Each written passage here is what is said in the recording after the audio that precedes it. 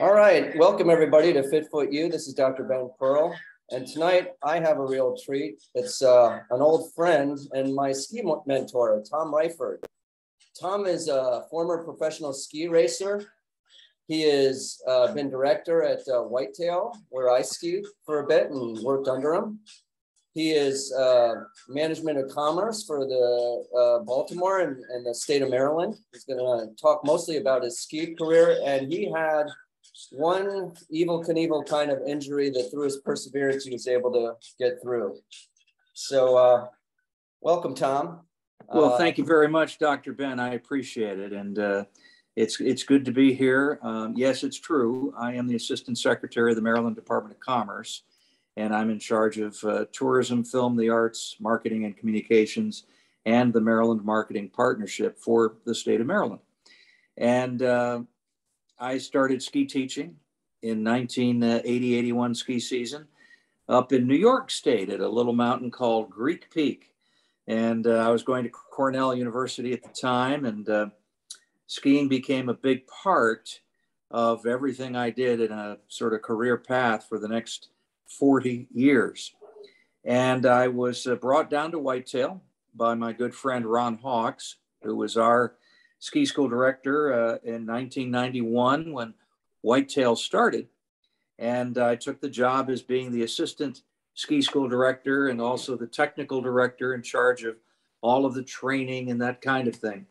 And you were trying to make it like a Deer Valley kind of a place, or I guess, or not you, but the vision of the ownership, right, at the time? Yeah, when we started Whitetail and it was under construction in 1991, it was a $32 million project. So if you think about that, that's a great deal of money for 31 years ago. It was just a tremendously expensive project. It was a great lodge. It was designed by the same architect that designed the lodge at Deer Valley.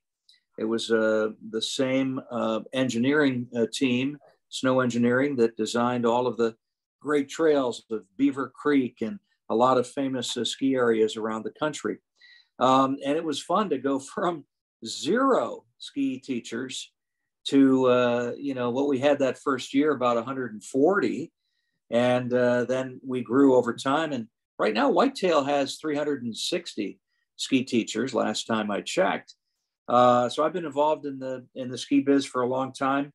And then what this sort of Evel Knievel thing you're talking about, what that's all about is there was a great national effort, and it was called the Jimmy Huga Express, that was a fundraiser to help fight multiple sclerosis that Jimmy Huga had. Jimmy had been on the U.S. ski team. He was a medalist in the Olympics. He was a great ski racer, and he started getting tired, and he noticed that he just wasn't as competitive. And finally, he was diagnosed. And he was told to stay in a wheelchair, basically, and sort of give up on doing anything. And what happened was that after a few years, he just couldn't stand it. And he said, no, I'm going to go out fighting. So he began cycling, and he got actually skiing again well enough to ski. And he held these fundraising events all across the country. And we had one at Whitetail in 1994. And that was our first Jimmy Huga Express giant fundraiser. And what it was a 4-hour skiing marathon where you get a team together, usually 4 people, and you both are competing as an individual, but also as a team. And you try to ski as many runs in 4 hours as you can. And we're talking speed suits, very long skis, the whole bit. And that was the year that I set the record for the most vertical feet skied in 4 hours. And it was 44,880 vertical feet. At Whitetail, that was 48 runs in 4 hours. And what we had done is at Whitetail, there's a high-speed detachable quad, and the usual rope speed of that is about 900 or so linear feet per minute. It's a 3,300 foot long lift. And we had figured out how to bypass the safety switch on that and generate more speed out of it. We had it up to about 1,100, 1,200 linear feet per minute. And I was doing laps, every 4 minutes. I did 48 runs in 4 hours, which was a record. That 44,880 vertical feet in 4 hours held up for several years. Finally, somebody broke it. Can you give us an idea about how many miles per hour you were smoking down the hill? Well, they had estimated that I was going in excess of 60 miles an hour, and there are a lot of people going at least that fast also, because I squeaked by and was only one run ahead of somebody who finished second. And then, so that was kind of neat. The record held up for a long time. Somebody beat it up at Hunter Mountain, which is about a 1,500-foot vertical. And they also have a high-speed detachable lift. And so they were able to beat that record. But it was in Skiing Magazine and that kind of thing. Now, turn the page. The next year, in 1995, on March 3rd, we held the event again. And instead of it being just perfect weather, it was warm. I think when we opened the lift that day, it was probably about 45 degrees and got warmer by the time we started the event. And about 2 hours into the 4-hour skiing marathon, I was pushing really hard. And the place where you come down to the bottom of the trail and you make the turn to head back to the lift, there was quite a divot, quite a bumpy dip that had formed there, where a lot of people were doing the same sort of turn. And what happened is my right ski came off my foot at about 50 or so miles an hour, and I went flying through the air and smashed into the large fence at the bottom of the hill. It was a 4x4 post that my right leg wrapped around, and I carried through the fence and went another 90 feet or so, bouncing among rocks and trees. I broke a total of 11 bones, and all 8 ribs, front and back, broke my right shoulder blade in 3 pieces. I broke my right leg in 10 pieces. My tibia and fibula, just above ankle, just about what you and I would call boot top high, was broken. My leg, I don't know if you can see it, but it was kind of like this. Yeah. It was in a V shape, and both lungs collapsed, lacerated my liver, squished my gallbladder, had one heck of a concussion. My brain pan really sloshed my brain around, and the major issues included I wasn't able to breathe very well, and that I was losing a lot of blood internally. The ski patrol folks all worked together with the mountain operations folks. They got me belayed up out of the sort of the deep, to call it a ravine, it's kind of true. At the time, the fence was in a different place, Ben, than what it is today. But 90 feet, they had to get me up there on a backboard and out through the fence, and then get me loaded up onto the back of a snowmobile sled thing, and got me down to the bottom and loaded me immediately into a ambulance and drove me to the Washington County Hospital, which was in Hagerstown.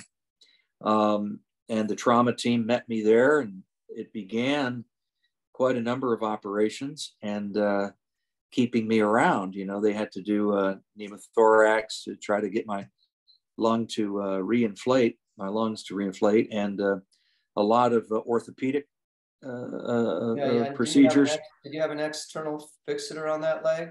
Like an external erector set kind of a thing? The orthopedic surgeon had put in a non-rim steel rod in the tibia and had to thread it through. And then there are some screws, and there was this thing, I don't know what to call it, but like a halo around it for a couple of weeks. That's a Russian, that's Ilazarov technique. It's an external fixator. So it's like an external erector set. Like a erector set, yeah. Yeah. And it came off after 2 weeks. I was in intensive care for a couple of weeks, and that's when it came off. And it's funny because the accident, the crash happened in March 3rd. And I came back to Whitetail on March 17th for the end of the year ski school party in a wheelchair. And which was, I probably shouldn't have done that, but I had people drive me. I wasn't driving. But I spent a lot of days following that, obviously, in bed. And it was a good 2 months before I could really walk again with a walker and get around. And then I quickly graduated to a cane. And then it was about a little bit less than a year that I tried skiing again. Did you think at the 1 to 2 weeks after that you'd be skiing again? They told me I wasn't going to walk again normally. And, yeah, and right, no way was I going to be able to ski again. What had happened is I lost, I think you would call it in your world, primary articulation of the right ankle. I was unable to do sort of appropriate dorsiflex, and I could not supinate well to the little toe side, and had no feeling in the second, third, and fourth toes for months. There was a lot of soft tissue damage down there. And pronating was very, very difficult. So I had obviously a week able to articulate left and right of the rotary motion from the knee on down. It took me a long time. And when I did take a couple of runs, it was not in alpine equipment because I couldn't get an alpine boot on. I had these low telemark boots that were the leather, real soft boots that laced up very low below the break point. And I was able to get down a hill and kind of make a few turns. But Ben, to be honest with you, it was several years before I ever put on an alpine boot again. And I was out of ski teaching for about 6 or 7 years, unable to really get it together. And the ski school director, Mac Jackson, had contacted me because they were starting at Whitetail this thing called the Two Top Mountain Adaptive Sports Foundation, a nonprofit, right, to help folks with various abilities. And there was a real need for it. They needed equipment. They needed to be able to raise money to purchase the equipment. They needed to be able to have donors who, if they donated, could get tax breaks or tax donation credit, that kind of thing. So I agreed to help start it. We set up a program where in Hagerstown, those people that participated in the program got free hotel rooms on the weekends. They didn't have to pay for a lift ticket at all. None of their equipment they had to pay for. Everything was free, including the food. And if their family needed to come, the family came for free also. And it's a great program, and it still exists today. So Bill's kind of the point person up there. Bill Dietrich still, right? That's correct. Uncle Bill Dietrich. He looks like Santa. Yeah. But he is the executive director, and they have an interesting arrangement with the orthopedic unit at the Navy Hospital in Bethesda. At that that hospital there that gets all of these folks that over the time of the war in Afghanistan and Iraq, there's a lot of people that were coming through that hospital, people missing limbs, that kind of thing. And a lot of them came through Whitetail through that wonderful program. So anyway, we had our first meeting about that. I'm trying to remember what year it was, but Mac Jackson, the ski school director at the time, says, Tom, I see you skiing around every once in a while in telemark gear. Why don't you come back to Whitetail and teach skiing? And I gave him my tale of woe that I hadn't put on an alpine boot and that kind of thing in so long. And he says, why don't you come back? And so I did. I went to the local ski shop in Hagerstown, which doesn't exist anymore, by the way, and bought a pair of alpine boots and alpine skis, that kind of thing. And sort of showed up on that first day that he wanted me to show up. And they said, oh, good, you're here. Go take this group of instructors out on a clinic. And oh my God. And I hadn't taught a clinic in 8 or 9 years at that point. And that got me back into the ski business. Now, for the folks that are, listening to this podcast or watching it, in ski teaching, just like many other professions, including whether you're a doctor or whatever, there's an organization that's your professional organization. Ski teaching is the Professional Ski Instructors of America. And in the United States, there are several divisions. The East is the largest division, by the way, in both geography, from Maine down to Tennessee, and largest also in membership. There are about 30,000 members in the whole country. Sure. In the Professional Ski Instructors of America. And here in the East, there's about 12 or so thousand members. And if you include some of the emeritus folks, around 14,000 total. And there are various levels of certification. Level 1, you are certified to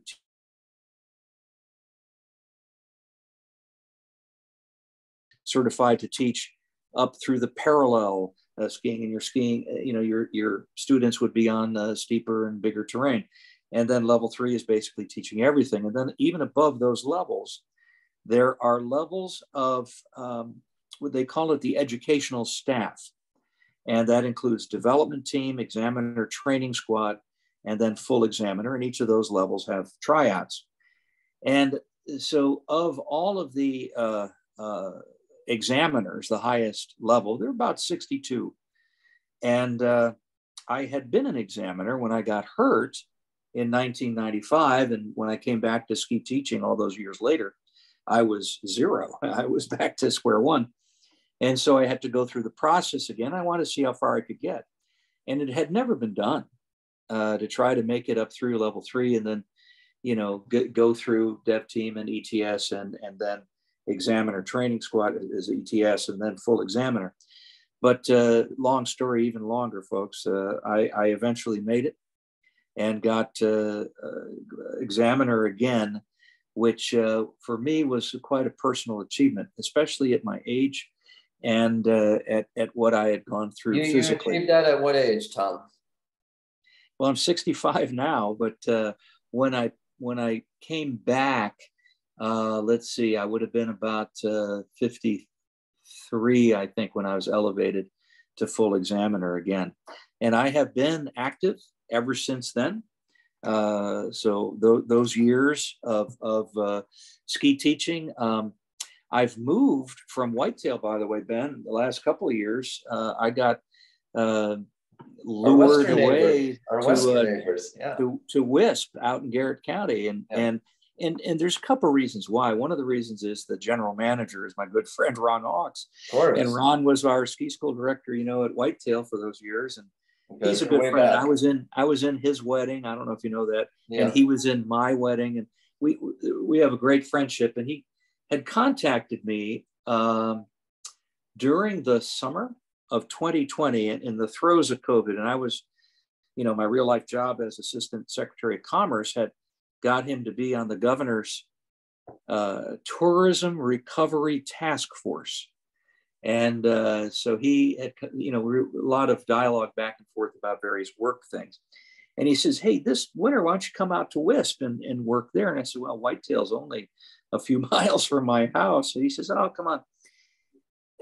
Okay, I'll entertain it. Anyway, what happened that winter of 2021 was Whitetail wasn't ready to open yet. It's just they're a little bit behind. It was a little bit warmer than out in Garrett County where they had already a lot of snow and Wisp was already operating. So I agreed that I'll come out on I think it was that first weekend of December since Whitetail wasn't open, and I'd help out with some training and that kind of thing. And what happened is I walked into they do things in ski schools, folks, called the instructor training course, where new people go through pretty significant training. ITC, so, yeah. Yeah, the ITC.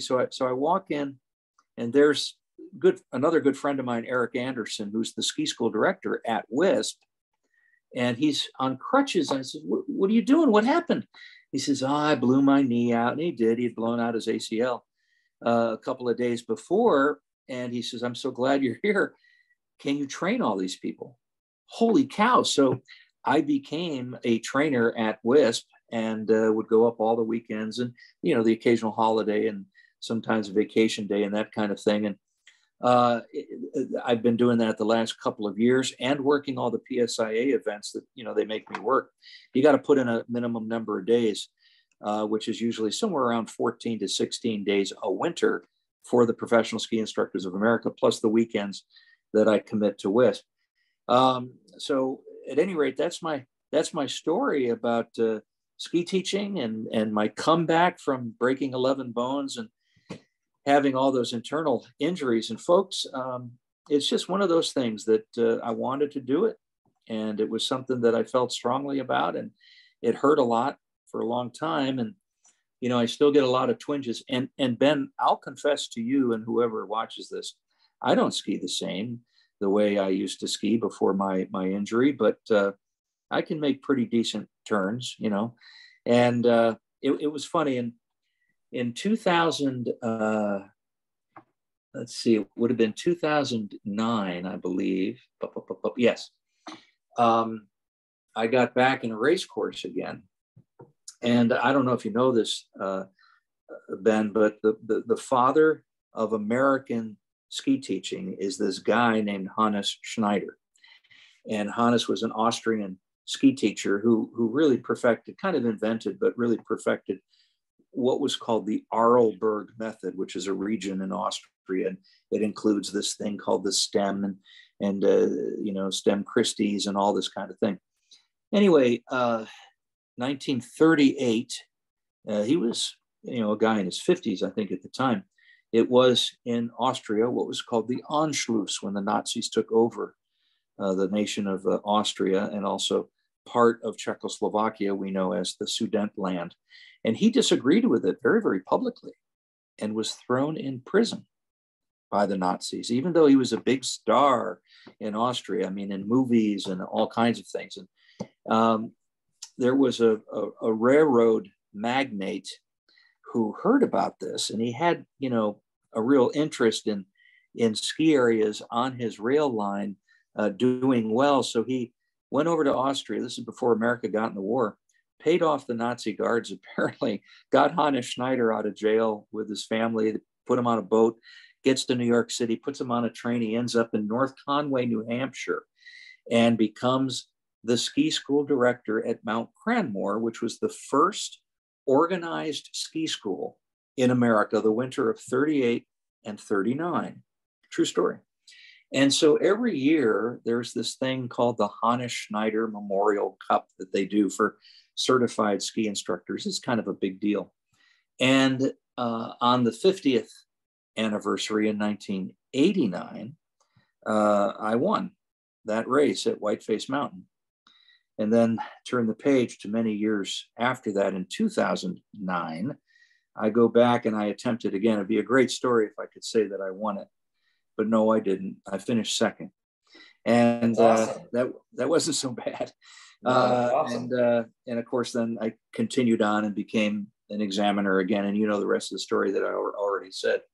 But it's been a big part of my life. My children all ski and snowboard.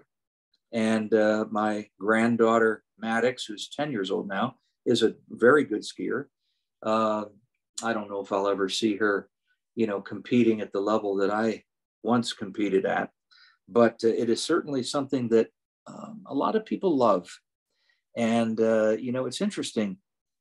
COVID might have done the ski business a big favor because our numbers over the years have kind of been going down for the number of skier visits and the number of people taking lessons and that kind of thing. And so people during COVID, during that time when they're stuck at home, were allowed to do outdoor things, right?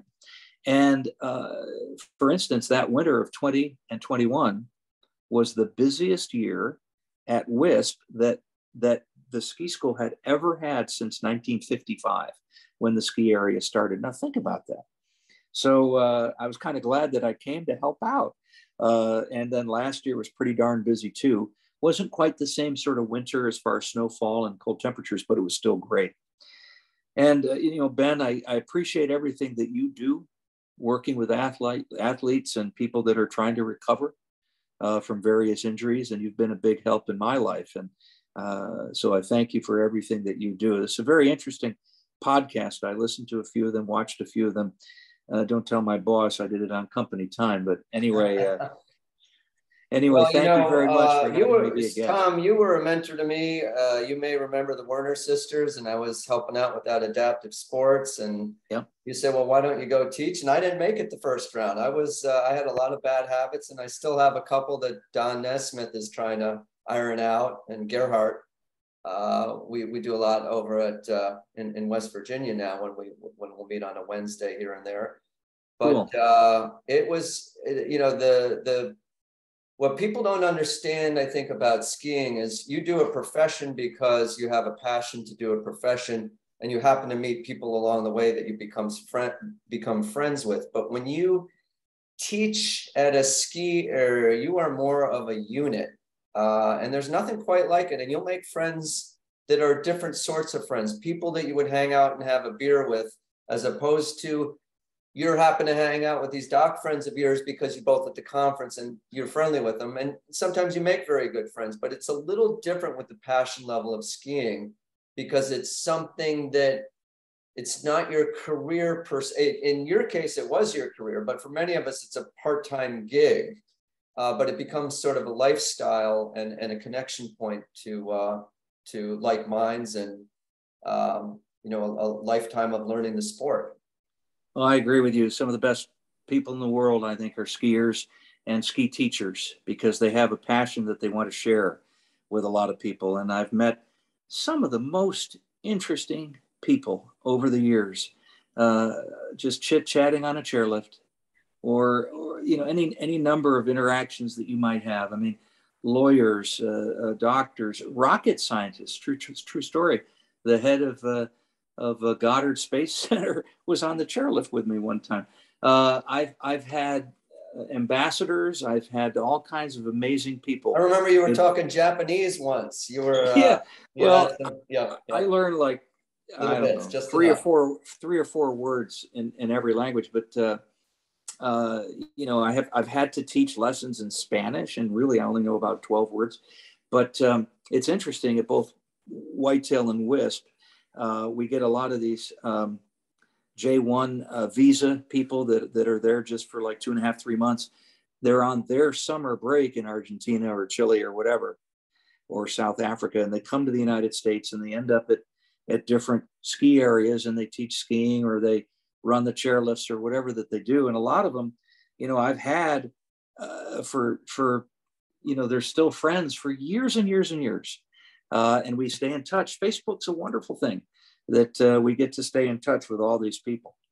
So well, thank you for letting me be a guest on your show. No, I wanted to tell you from my standpoint, Tom, as you know, you being ski director and then going out on personal clinics with you, you know, several times over the years. What I have always enjoyed about your clinics is that you keep it fun. You do have safety first in the back of your mind. You know, I remember when you were the director, that the culture of the mountain was different than it is now. It's a lot more regulated. There's a lot more protocols in place, but you ran a good ship. I mean, and people love to work under you. I mean, you had that gift of having people really want to work hard for you. Well, thank you for saying that. I appreciate that. And I think it's people that like doing what they're doing, and just making sure that they have every bit of advice that they might want to help them out. One of the thirsts that all ski teachers have is they want to be better themselves. You brought up Don Nesmith. I consider him a very good friend, and you know, I hired him way back in the day, and I think it was. He's got a racing background as well, like you. Yeah, I think he's got it in him, even though he might be a year or two on me, but I think he's got it in him to someday pass level 3. And he's coming back from I think it was a foot injury or something, or an ankle injury, and hopefully he'll get over that and be able to you know, do a decent job at that exam. It is a tough he had an Achilles tear, and I actually was part of his care, and we did some regenerative medicine injections with some placenta tissue, and that helped him along. And but he's he's, as you know, a technician like yourself, and he sticks to it. And you know, I expect to be doing a few runs with Don this year as well. I got to tell you, there's a couple interesting things that I wanted to get your take on from other mountains, and maybe it's just how it is sometimes when you're sort of the interloper at the mountain. But I went up to do the British invasion up at Killington, and as you know, Carol was up there, and we had some people that had formerly taught up at Whitetail, and they kind of served as sort of ambassadors. Kinley Tanner, and others. Yep. And I enjoyed the program the first couple years, and then each year it kind of degraded with accommodations. And of course, they don't have the budget, like for instance, that you've been able to help get when you know, all that effort, like for Two Top. You know, it's just instructors coming to an away mountain. But what I wanted to get your take on is, what is your thought of the situations, and this does happen, where if you're not kind of the favorite son on the mountain, and it is a little bit of a pet peeve, where you'll have, let's say, some of the people in the lesson that have not risen to the abilities to the others that can progress and get up the chair, etc. With the group splits, whereby you know, you'll get the one instructor taking a few aces out, while the, you know, the masses of the students that have not been able to be as proficient are, you know, with a ratio of 1 to 7, 1 to 8, 1 to 10. That kind of was one thing that soured me on going back, and it was really this one particular instructor that made that decision. You know, it wasn't the supervisor of the event. But what are your thoughts on that? And I guess you know, fairness for the students and fairness for the instructors, or you just suck it up and, you know, just say that, you know, that happened on that particular situation. Well, one of the things that we got very good at Whitetail was having students, first of all, be guaranteed that they would learn to ski. And that included riding the chairlift and, you know, doing linked wedge turns down the hill, that kind of thing. And people learn at different rates. There's no question. And you know this to be true. One of those great things that you do at the beginning of a lesson is you're chit-chatting, you're getting their names, you're finding out if any of them may have skied before. Sometimes that happens, that you get a first-time beginner lesson and yet a couple of them may have skied before. And they're there for whatever reason. They didn't do it very well the first time, they thought, or they wanted to take it as a refresher, whatever, but they were already advanced compared to people that have never done it. And also you do a thing always called teaching for transfer, where you find out if there is a learned skill like ice skating. It's a great activity that there's a lot of similarities with ice skating and skiing. You know, you're balancing, you're rolling things over, you know, like you do on skis, and there's rotary movement. Long story short, people all learn at a different pace. And what happens is often at a lesson, the supervisor will make sure that if there are students that are advancing quicker than the rest of the group, you don't want to penalize those students, and you move them on maybe with the group to continue that trek, as you have another instructor work with folks that need a little remedial time, a little bit extra effort. The way I prefer to do it is to have the best instructor work with the students that need the most help, and then have the students that are already getting it, all they really need is more practice time and more mileage. That doesn't necessarily have to be the great instructor, but you find these seniority things that happen in a lot of ski areas. The instructors that have been there a long time, that maybe are certified or higher up the level, some sort of seniority system, they might end up with the so-called easier lesson. You talk with folks like Terry Barber, who's a former member of the U.S. demo team, and he agrees with me. Have the great instructors work with the people that have the that need the most help. Yeah, no, I Hope think that answers the question. Yeah, no, And that did very I efficiently. wasn't there, but I can certainly That's see fine. what You did happens. it.